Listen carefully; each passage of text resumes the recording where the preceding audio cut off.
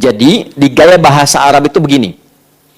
Kalau ada orang ragu dengan sesuatu informasi, maka kita ingin meyakinkan supaya keraguannya hilang. Salah satu caranya gunakan inna di depannya. Jelas ya? Ustadz Adi akan datang hari ini. Ah, masa sih?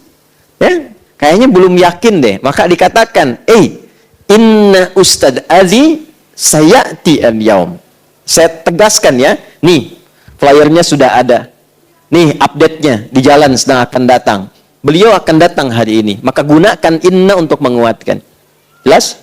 Nah, pengertian terbaliknya artinya, kalau Anda baca Al-Quran, disampaikan satu informasi, menggunakan inna, berarti ada golongan manusia yang tidak meyakini sempurna.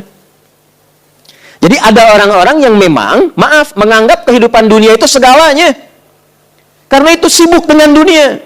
Berangkat gelap, pulang gelap, kumpulkan ini, kumpulkan itu, hitung lagi. Padahal yang sudah terkumpul pun belum tentu dipakai. Gitu. Maka Allah tegaskan pakai inna, kamu itu akan meninggalkan dunia, kamu akan wafat. Yang kamu kumpulkan ini nggak akan bermanfaat untukmu kalau tidak digunakan itu untuk kepentingan esok harimu. Sibuk meninggikan diri, sibuk mencari kedudukan, lupa bahwa banyak aktivitas yang harus dikerjakan untuk persiapan pulang. Gitu. Jadi kalau Quran menggunakan kata inna seakan menyentuh kepada jiwa, ada orang-orang yang lalai dengan persiapannya sebelum dia berpulang karena disibukkan dengan kegiatan dunia yang sementara.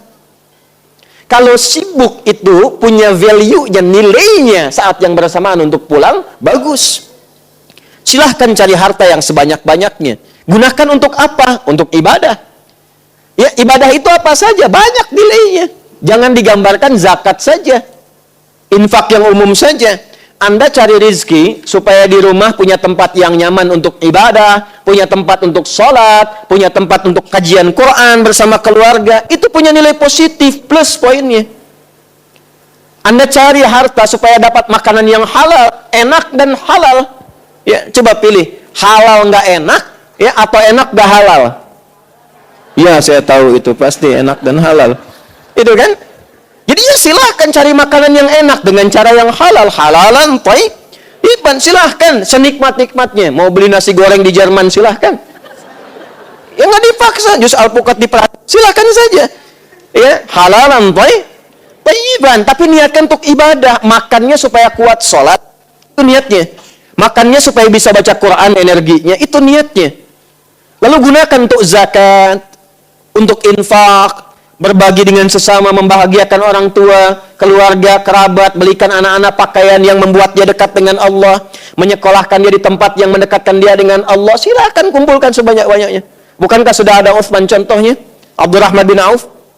Tapi kalau cuma kumpul lagi, beli sesuatu untuk pamer, capek hidupnya. Beli mobil cuma buat dipanasin doang. Lihat, masih ada, balik lagi. Capek hidup begitu. Ya. Beli pakaian cuma buat ditontonin doang. Lucu. Ketawa dulu. Beli pakaian di foto, ceklik, terus diupload deh di Instagram. Alhamdulillah dapat rezeki baru, dipakai? Enggak. Gantung lagi. Ya, kan kurang sehat tuh. Iya kan? Capek. Jadi tersiksa hidupnya, capek cuman begitu saja. Nah, Allah menegaskan, hidup kamu jangan begitu. Kamu kan tahu akan meninggal. Tapi memang agak aneh nih manusia seperti ini nih. Jadi kalau sudah terakumulasi nafsunya, tertutup nanti akalnya. Jadi akalnya dipakai untuk dunia saja. Jadi kalau ditanya, jawab dia. Ya, ini kerja buat apa supaya nyaman hidup? Masya Allah, enak ya enak. Hidup enak itu nyaman? Nyaman, bagus. Sampai sini benar. Tahu kan Bapak akan meninggal? Tahu. Udah tahu kapan? Enggak. Persiapannya udah ada? Belum sih. Tahu meninggal, nggak tahu kapan pulang, tapi nggak punya bekal. Aneh. Makanya Allah gunakan di sini inna untuk meyakinkan. Hei, inna. Karena itu harfun nasbin. Nasabnya didahulukan sebelum taukid. Nasab itu di fikih lughah gini. Saya sering sampaikan. Nasabar rajulu asahu fil ardi. Seorang menancapkan tongkatnya dengan kuat, menghunjam ke bawah sehingga nggak goyah. Nggak goyah. Nasab namanya. Maka seakan pesannya begini. Hei, tancapkan ini dalam hatimu. Jangan goyah. Kuatkan pada jiwamu, yakinkan jangan goyah. Kamu ini akan pulang. kamu akan meninggal. Kalau perlu tuliskan di dinding rumah itu. Setelah saat kamu pulang, saya di meja kerja itu, saya tuliskan, ada hidayat, jangan maksiat, karena kamu akan wafat. Sudah merasa punya bekal yang cukup untuk pulang? Tanda tanya. Jadi begitu kita melihat itu termotivasi lagi. Kuatkan lagi, kuatkan lagi, kuatkan lagi, tancapkan pada jiwamu.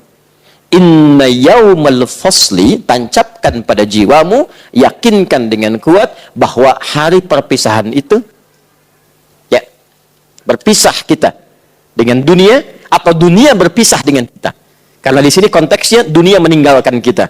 Jadi kalau bukan kita yang meninggalkan dunia, dunia yang meninggalkan kita. Artinya kiamat, selesai kehidupan. Jelas? Baik. Allah. Inna yaumal fasli kana miqata. Masya Allah. Telah tetap waktunya. Maka di sini Allah Subhanahu wa taala menginfokan secara umum langsung sehingga semua bagian tentang perpisahan itu disebutkan, dicakup lewat ayat ini. Ya, bagian perpisahan dicakup lewat ayat ini. Perpisahan dengan dunia itu dua. Imma kita meninggalkan dunia, disebut kiamat kecil, judulnya kematian, maut ini tadi. Wafat. Ini kiamat kecil.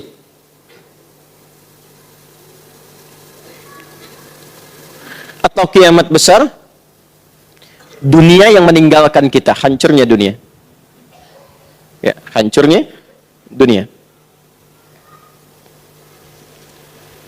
Sudah? Nah, dua-duanya makna ini dicakup lewat ayat ini dan ditegaskan, mengambil, kalau dalam bahasa Indonesia itu ada namanya sinekdok ya. Belajar bahasa Indonesia ya. Sinekdok, ada sinekdok pas prototo, ada sinekdok totem proparte. Ya, pas prototo itu disebutkan sebagian mewakili keseluruhannya. Kalau sinekdok totem proparte disebutkan keseluruhan mewakili sebagiannya. Di kejuaraan bulu tangkis itu Indonesia mengalahkan Malaysia. Apakah semua orang Indonesia main bulu tangkis di kejuaraan itu? Kan tidak ya, sebagiannya saja ya.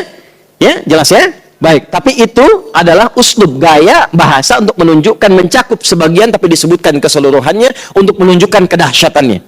Jelas? Nah, ini sama. Disebutkan di ayat ini mencakup peristiwa kiamatnya, hancurnya dunia, berpisah dari satu alam ke alam yang lainnya, tapi saat yang bersamaan diisyaratkan pula di dalamnya hilang semua kehidupan kita, semua meninggal.